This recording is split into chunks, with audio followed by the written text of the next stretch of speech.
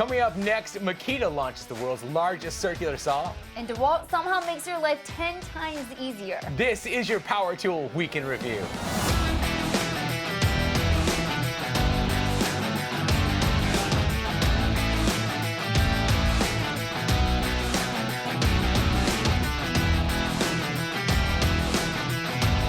This episode is brought to you by Ohio Power Tool.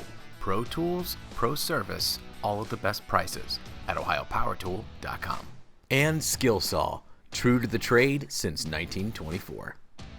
Welcome back, Power Tool fans. I'm Rob. And I'm Sarah. It is Friday, July 10th, 2020, and today we're going to do the Power Tool news and share some tool videos you won't want to miss. Let's get to it. There's no need to tell us where you were last night because we all know where you were. Obviously, you're at home watching the Milwaukee One Key Showcase I published yesterday. Right. But in my video, I only covered the basics. Thankfully, Mike is here with a more detailed look. Even in Australia, they need to customize, track, and manage their tools. So Mike from Oz Tool Talks walks us through the many settings available in the latest 3rd Gen Milwaukee Impact with One Key. In addition to the step-by-step, he also showed the many variables at work, reinforcing the true potential of a tool that you can customize so specifically to the job at hand.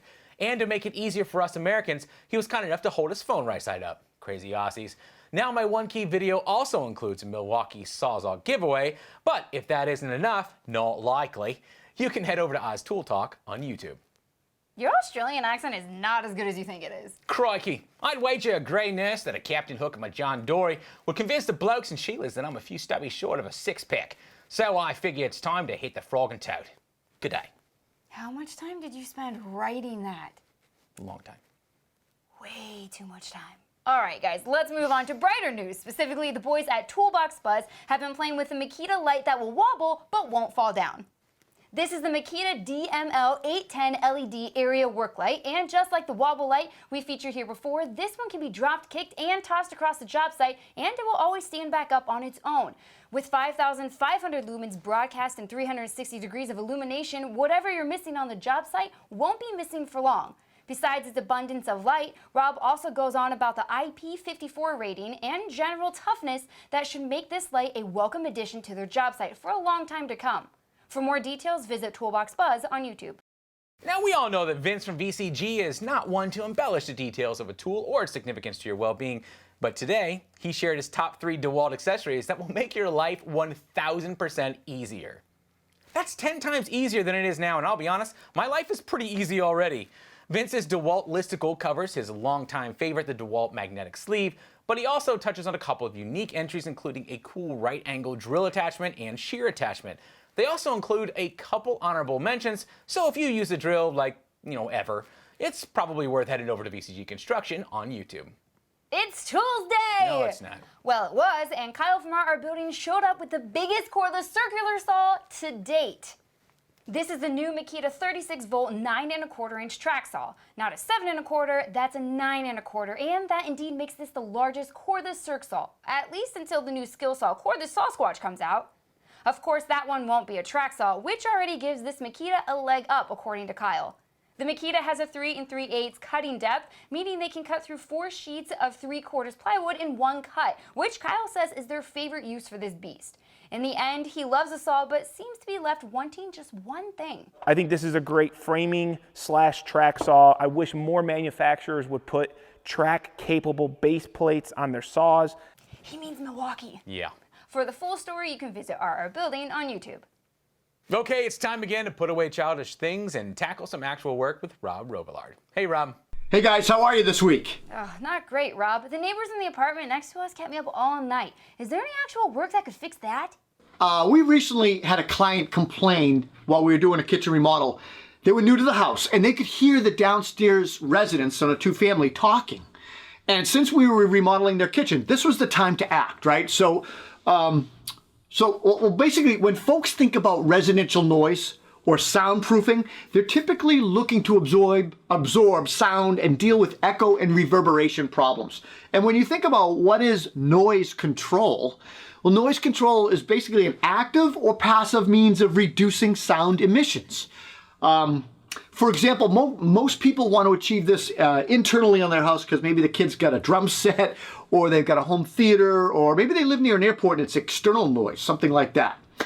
The first steps, or a step I should say, is to accurately diagnose the source of the noise you want to reduce. So when you think about reducing noise, with, maybe inside the home, you need to consider reverberation reduction. Now, when I talk about reverberation reduction, that's basically the echo that sound creates as it bounces off surfaces rather than just being absorbed into something, a material. There are 4 basic principles of noise control.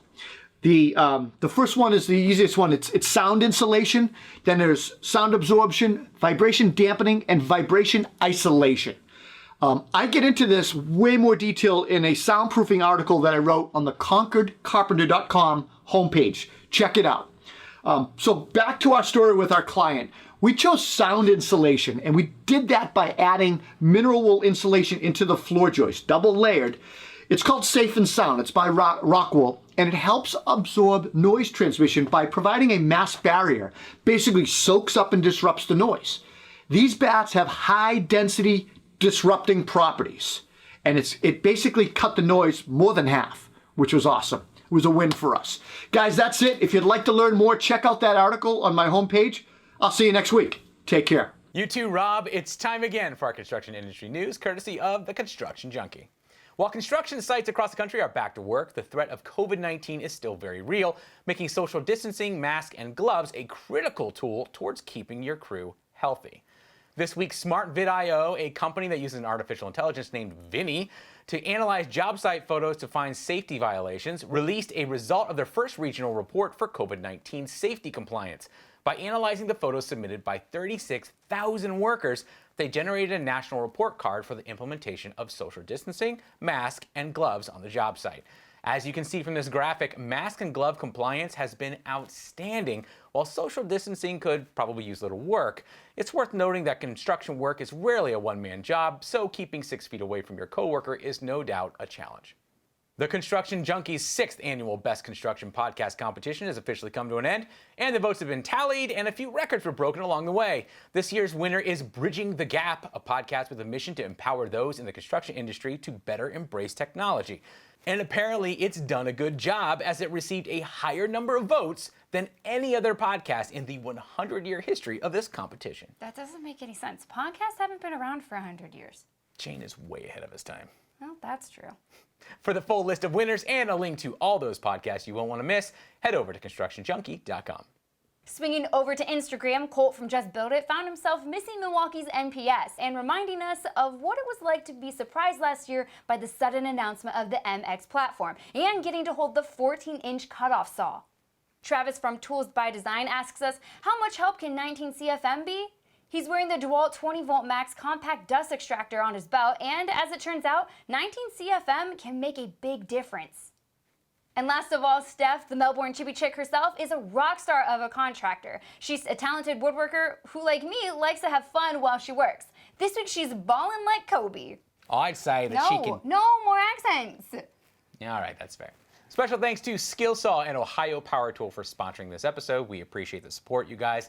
Also, if you haven't seen it yet, yesterday we published a new showcase, this time about the Milwaukee One Key platform. And why do they want to see that, Sarah? Because showcases have giveaways. That's right. So you're going to want to go to that video and comment on it so you could win one of these with One Key. Yep, get yourself an M18 Sawzall with One Key. I think it's actually the whole kit with like a bunch of batteries and stuff. Can I win that one? Don't quote me. I'll let you win that one. Okay, if you got to enter and stuff, just as long as your dad doesn't win. Okay, fine. Sorry. He asks to win. He asks every single time. He can't win. Every week he asks for free stuff. Don't forget that tomorrow we have another episode of Make or Break, and of course you can see Sarah's top 5 DIY in the middle of the week. So guys, don't forget to like and subscribe so you don't miss a thing. We'll see you next week.